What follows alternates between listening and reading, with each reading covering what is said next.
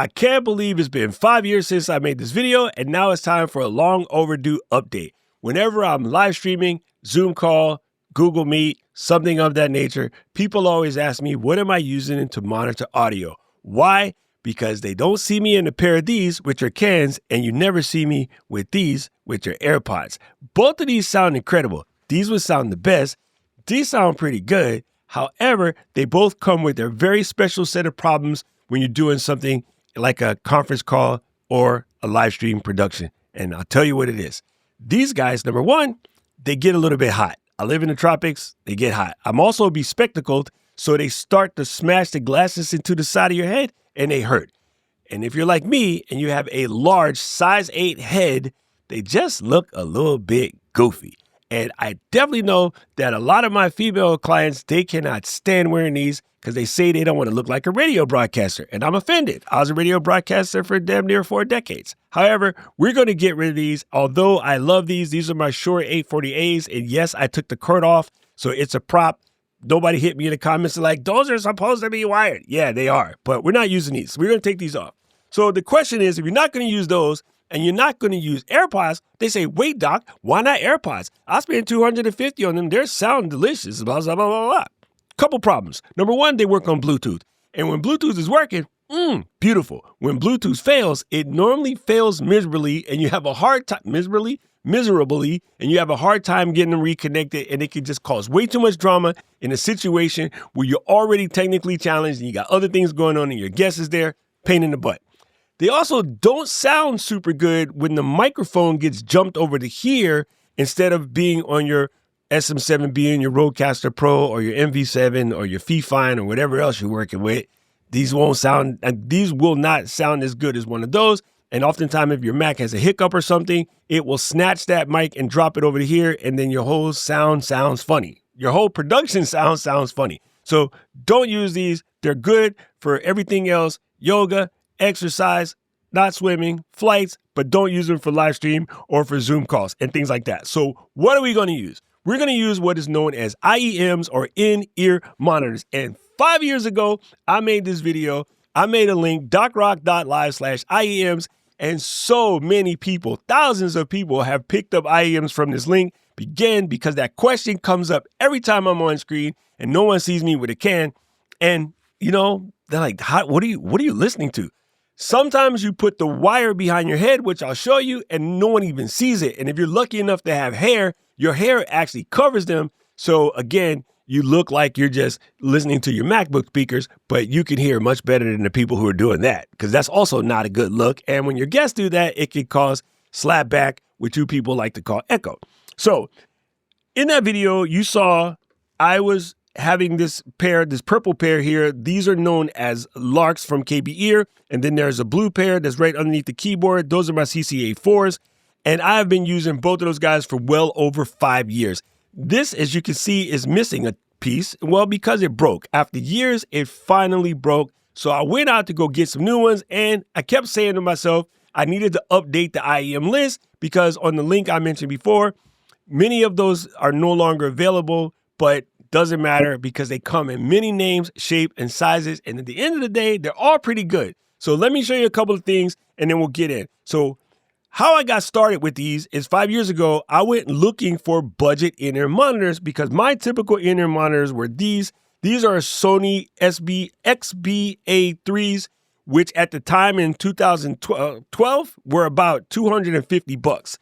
And then when the Panini situation hit, you know, when we were all in lockdown, I was using these Shure 215s, and now these are $109. I think they were more like $150 then, but a lot of people were, you know, trying to be budget conscious. So I found this thing known as Budget Hi-Fi, and it was in its infancy then. It has blown up now. You can buy so many cool things, and I'm going to show you a couple. So let's jump over here to the overhead, and let me show you what we're working with.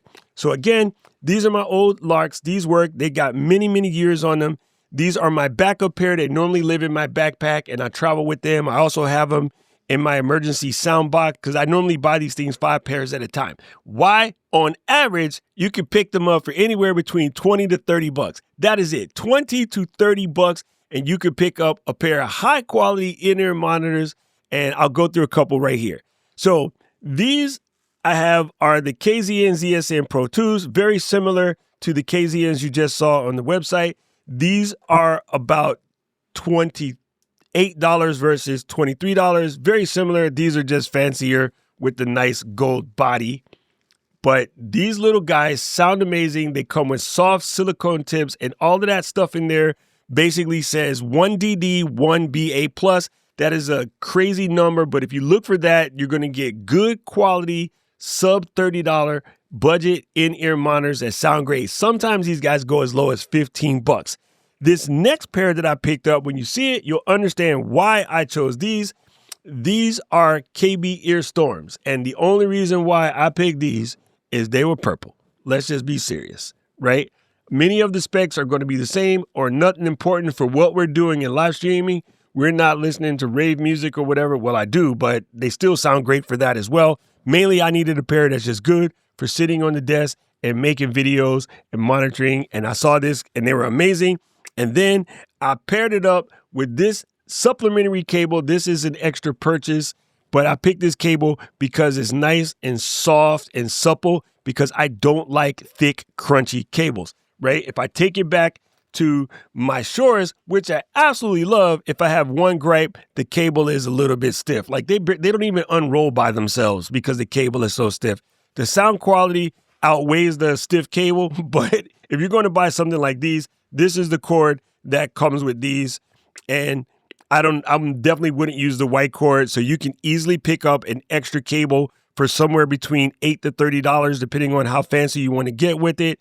And if you'll notice, these came with this sort of cable like this, but I had upgraded this to a copper cable that was also with a nice, soft, and flexible cable. So when you pick these up, I highly recommend you pick up 2 extra things with it. And I'll put this all in the descriptions. So this set of KB ears came with the option of a 3.5 millimeter cable, which is your normal, plug it into a headphone jack.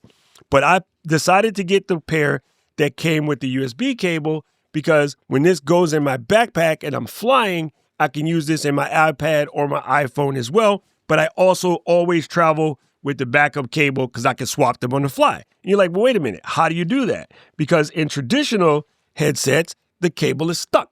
And well, that's useless because, well, your cat eats it or your dog eats it or you roll over it with the chair. These guys can all just come off and you pop them right back on. So the cables are replaceable, which I love because, some of these come with a microphone and you don't want that microphone or the microphone breaks. So I like the fact that they have detachable cables. That's always good.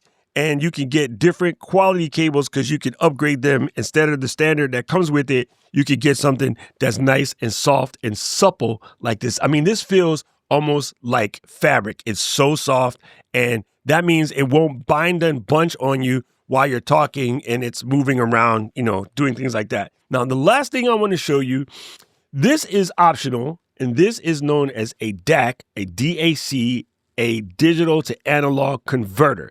Now, what this guy is for is this will improve the sound of any type of headphones. I bought this on a whim. It was $15 on Amazon flash sale. Now, I have higher quality DACs in the drawer back there, but they're bigger. They normally average about yo big. And yeah, but nowadays they got all of that tech and they smashed it into this little cord right here.